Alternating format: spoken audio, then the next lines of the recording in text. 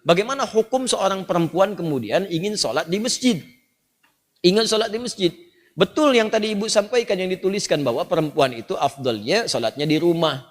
Tapi harus dilihat kapan hadis itu muncul. Karena ada hadis juga yang menyarankan bahkan memotivasi perempuan sholat ke masjid.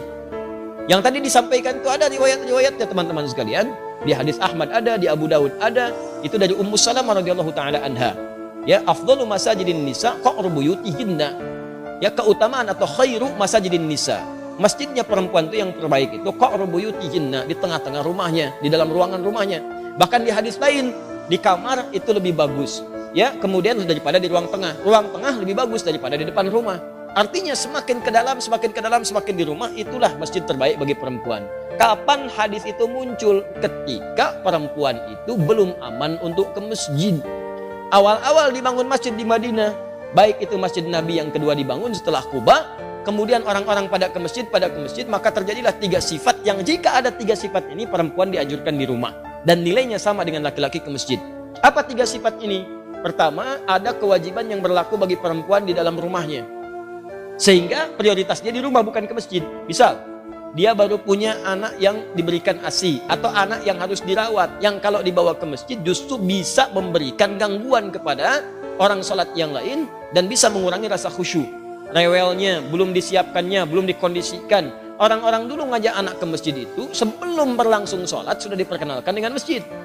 Misal sholat zuhur sekarang misalnya jam 12 kurang 10. Maka Anda jam 11 datang, jam 10 kenalkan masjid, lihatin ini tempat untuk khutbahnya, ini mimbarnya, ini saf-saf sholatnya, ini sholat seperti ini. Lihatin, kalau anak-anak itu wajar, memang anak-anak wajar.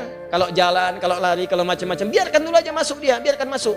Lari-lari di masjid lewat sana sini, setelah dia mulai agak nyaman, baru sampaikan, ini rumah Allah. Allah yang sayang pada papa, yang memberikan rezeki, memberikan kau main-mainan, membuat kita nyaman hidup. Allah itu sayang. Rumah Allah beda dengan rumah kita. Masuk ke kaki kanan. Ucapkan ini. Kalau kakak ucapkan ini, nanti tobotnya bisa ditambah. Masuk, ucapkan, masukkan kaki kanan, berangkat rapi dia. Begitu sudah mulai agak baik, ajaklah kemudian dalam sholat berjamaah, rapi dia. Dalam sholat dia rapi, setelah sholat lari, biarkan aja namanya anak-anak. Yang repot itu kalau ada orang tua kekanak-kanakan, habis sholat lari-larian. Itu yang repot. Kakek-kakek habis sholat main prosotan di situ, baru kita repot di situ. Kalau anak-anak ya biarkan aja namanya anak-anak. Naik ke punggung biarkan, Anda sholat sunnah dia naik biarkan, nggak apa-apa, nggak usah repot dengan itu. Ini orang tua sekarang repotnya, mohon maaf di rumah disuruh ke masjidnya bukan untuk sholat, malah disuruh main. Kalian ini rame aja di rumah, main sana ke masjid, ya main dia di masjid. Jelas ya? Maka itu poin untuk pentingnya. Maka yang pertama, kalau ada tugas perempuan di dalam rumah, memang hanya perempuan yang bisa mengatasi, maka yang afdal itu di rumah, jangan paksakan ke masjid. Suami dorong ke masjid, anak laki-lakinya dorong ke masjid. Dorong ke masjid, investasikan. Ayo anak ke masjid, dorong. Antum yang perempuan di rumah. Itu afdalnya. Yang kedua, jika kemudian di jalan itu belum aman dari fitnah. Ini terjadi di zaman Nabi, awal-awal dibangun Masjid Nabawi itu, bahkan jangankan ke masjid, malam-malam itu suka buang hajat, tidak ada toilet. Yang ada itu kebun-kebun, di kebun-kebun kurma macam-macam. Perempuan-perempuan juga demikian. Begitu keluar sering diganggu oleh preman-preman Madinah. Awal-awal di Madinah itu ada preman. Ada, kemudian tobat. Jadi kalau ada preman sekarang telat. Kalau nggak tobat keterlaluan. Orang jahiliyah, tobat, preman, tobat, telat. Kalau sekarang ada preman, tidak tobat. Ya Alhamdulillah. Kemarin saya lihat ada banyak yang baik-baik. Saya waktu mengisi untuk persiapan Ramadan, itu Masya Allah ada teman-teman dari PANG. Sahabat-sahabat PANG, Masya Allah tampilan badannya macam-macamnya. Tapi Masya Allah tobat mereka. Begitu bertobat, hal pertama yang mereka lakukan adalah mengganti namanya. Dari PANG menjadi pengajian. Ya, PANG jadi pengajian. Tobat. Nah itu diganggu perempuan-perempuan itu, sering diusilin. Sampai bahkan turun ayat tentang jilbab. Ya ayuhan nabiyyu qul li azwajika wa banatika wa nisa'il mu'minin yudnina min jalabibihinna. Nabi, katakan pada istrimu, anak-anak perempuanmu dan perempuan-perempuan yang beriman, sampaikan pada mereka, rendahkan jilbab-jilbab mereka. Ya, asa an yu'rafna fala yu'dzain, sehingga mereka bisa dikenali dan tidak diganggu lagi. Turun ayat ini, turun tentang ayat merendahkan jilbab. Setelah itu masyarakat menyebar. Yang ketiga, memang tidak ada tempat khusus untuk perempuan. Adanya laki-laki saja. Jadi kalau masuk ke sana dia khawatirkan ikhtilaf. Itu yang berbahaya.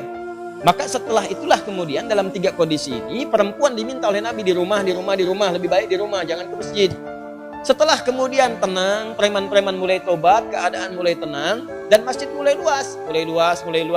Maka muncullah hadis-hadis di Al-Bukhari, di Muslim, bagaimana Sayyidah Aisyah mengatakan kalau kami subuh-subuh itu, banyak perempuan-perempuan datang ke masjid, kemudian dengan selimut-selimut mereka tutupi, sehingga nggak kelihatan, karena gelap. Zaman Nabi kan nggak ada lampu seperti ini.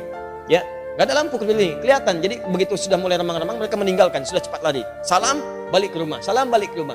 Itu tandanya sudah ada saf yang rapi, aman di jalannya, kemudian di rumahnya pun tidak ada tugas yang menuntut perempuan ada di rumah. Maka kalau kondisinya aman seperti itu, terbebas dari 3 hal yang demikian, maka hukum ke masjid itu utamanya sama dengan laki-laki diutamakan. Apalagi kalau suami yang ngajak, bagus itu. Mama ayo ke masjid, safnya ada. Seperti di sini di Alexandra, saf perempuan ada, laki-laki ada. Masjid jalan, subuh berangkat sama-sama. Kalau bisa sekeluarga. Supaya keluarga itu bisa kenal dengan masjid, anak-anaknya dibawa berangkat semua. Oh bu, enak tuh pulang-pulang. Masya Allah, selesai jalan lagi, jalan sehat semuanya. Ya, jalannya bagus, keluarganya juga kumpul, sama-sama menuju akhirat yang baik. Demikianlah apa yang dimaksudkan tadi. Hadisnya ada, keterangannya jelas. Jadi tempatkanlah hadis sesuai dengan makna dan konteksnya.